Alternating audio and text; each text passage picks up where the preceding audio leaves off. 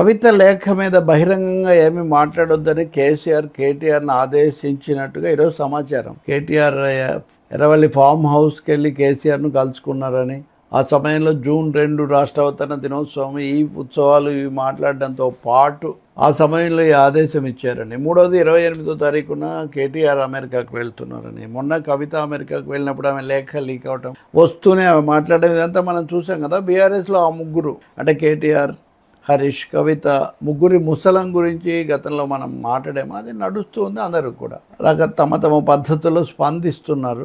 ఇదంతా కేసీఆర్ నడిపించే నాటకం అని కొంతమంది, రెండోది కవిత బీజేపీ ఒత్తిడికి గురై ఇలా చేస్తున్నారని ఇంకొక కొంతమంది, లేదు బీజేపీ పట్ల బీఆర్ఎస్ కేసీఆర్ అనుకూలంగా ఉన్నారు అని కవిత ఆరోపించారు కదా, దీని మీద మీ వైఖరి చెప్పాలని కొంతమంది. ముఖ్యంగా ఈ చివరి మాట సిపిఎం కార్యదర్శి జాన్ వెస్లీ అడిగారు, మీ వైఖరి చెప్పండి బీజేపీ పట్ల అని. మా వైఖరి మాది మీకెందుకని ఎవరన్నా అంటే అనొచ్చు, కానీ ఖచ్చితంగా పాలక పార్టీలుగా ఉన్నవి రావాలనుకుంటున్నవి తమ వైఖరి చెప్పాలి కదా. బీజేపీ పట్ల కేసీఆర్ అంతకుముందు చాలా తీవ్ర విమర్శలు చేసి ఒక్కసారిగా తగ్గడానికి కారణం ఏంటి? అలాగే బీజేపీతో అనుకూలంగా ఉన్నారని కొన్ని ఆరోపణలు వస్తున్నప్పుడు కవిత ఈ డిమాండ్ తీసుకురావడం ఏంటి? ఇవన్నీ కేటీఆర్ నిన్న ఆయన రేవంత్ రెడ్డి మీద ఈడీ, నేషనల్ హెరాల్డ్ ఆ కేసు, ఆ విషయం మాట్లాడి దాని మీద చెప్తాను, ఇది అడగండి అంటున్నా. సహజంగా అడుగుతారని ఆయనకు కూడా తెలుసు, అడిగారు మీడియా వాళ్ళు. ఆయన ఏమాత్రం కవితకు ప్రత్యేకమైన మినహాయింపులో లేదా అట్లాంటివి ఇవ్వకుండా అందరి కార్యకర్తలు ఒకటే, ఎవరైనా రాయొచ్చు. రెండోదేమో ఇలాంటి విషయాలు పార్టీలో చర్చించి ఉంటే బాగుండేది అంతర్గతంగా అని అంటే ఒక విధంగా అభిశంసించారు ఆయన కవిత వైఖరిని. పేరు కూడా తీయలేదు, ఆమె ఓ ప్రత్యేక పాత్రధారి అని ఆయన చెప్పలేదు. అదే సమయంలో అందరం ఒకటే అని తనను కూడా కలుపుకుంటూ ఆయన మాట్లాడారు.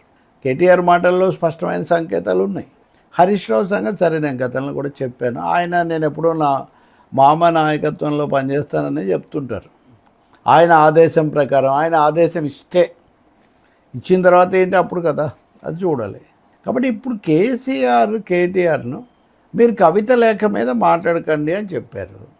ఇందులో 2 అంశాలు కనిపిస్తున్నాయి. ఒకటి, ముందుగానే కవిత మాట్లాడారు అమెరికా నుంచి రాగానే, కేసీఆర్ దేవుడు, ఆయన చుట్టూ దయ్యాలు ఉన్నాయని. ఆమె కేసీఆర్కి అనుకూలంగా ఉన్నారు, కానీ దయ్యాలు అనే వాళ్ళని ఆమె ఉద్దేశంలో దయ్యాలు ఎవరు అంటే తన కుటుంబ సభ్యులు కావచ్చు, ఇతరులు కావచ్చు, తనకు ప్రత్యర్థులైన వాళ్ళని ఆమె దయ్యాలుగానే ఆమె మాట్లాడుతున్నారు. దయ్యాలన్న పదం, నేను అదే అన్నాను, కేసీఆర్ దేవుడు అయితే దేవుడి కంటే దయ్యాలు ఎలా పవర్ఫుల్గా ఉంటాయి అని. కాబట్టి బీఆర్ఎస్లో అంతర్గతంగా జరుగుతుంది, దాన్ని బట్టి చేస్తున్నారు.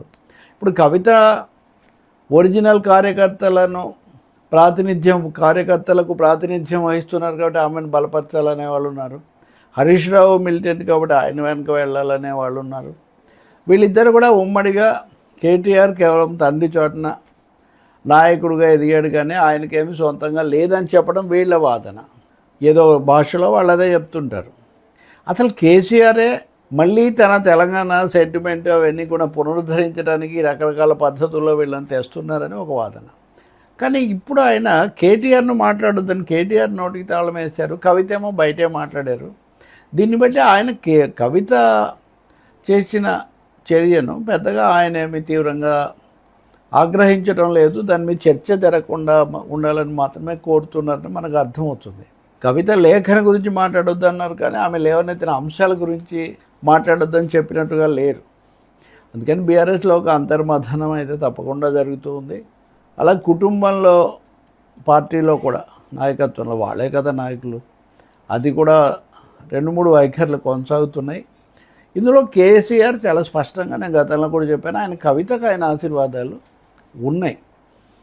ఆమె ఒకవేళ ఏ కారణాల వల్ల, ఏ ఒత్తిళ్ళ వల్ల, లేకపోతే ఏ విధానం కోసం బయటికి వెళ్ళినా ఆమెకు కూడా మేలు జరగాలని ఆయన కోరుకుంటున్నారు. అయితే షర్మిల గతంలో కేసీఆర్ మీద లేకపోతే కాంగ్రెస్ మీద పోరాటం అని గతంలో అందులోనే కలిసిపోయిన ఈ నేపథ్యం, జగన్ అధికారంలోకి రాకముందు వచ్చాక తర్వాత వ్యవహరిస్తున్న తీరు, ఇవన్నీ చూసినప్పుడు షర్మిలను కవితను పోల్చి కొంతమంది మాట్లాడుతున్నారు. వీళ్ళ మధ్య స్పష్టమైన తేడాలు ఉన్నాయి, కానీ అధికారం లేని కేసీఆర్ షర్మిల తిరుగుబాటు చేసినప్పుడు జగన్ అధికారంలో ఉన్నారు. ఈ ముఖ్యమైన ఒక తేడా తెలంగాణ రాజకీయాలను చాలా ప్రభావితం చేయబోతుంది. మూడవది, ప్రాంతీయ పార్టీలు వాటి ఊగిసలాట్లు, బీజేపీ ఒత్తిళ్లకు గురి కావటం అనేది ఒక పెద్ద సమస్య.